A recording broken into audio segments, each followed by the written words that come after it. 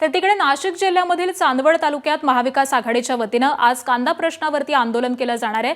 आमदार अंबादास दानवे, काँग्रेस प्रदेशाध्यक्ष हर्षवर्धन सपकाळ, आमदार रोहित पवार यांच्या नेतृत्वाखाली आंदोलन केलं जाणार आहे। एकीकडे सरकारकडून शेतकऱ्यांना दिलासा देण्याचा प्रयत्न सुरू असला तरी देखील दुसरीकडे आज नाशिकसह राज्यभर आंदोलन करून सरकारला जाब विचारला जाणार आहे।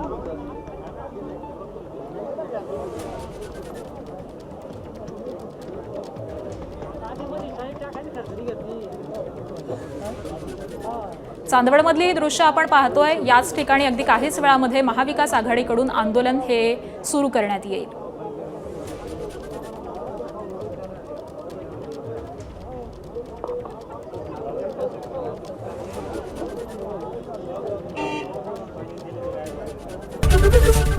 एबीपी माझा, उघडा डोळे बघा नीट।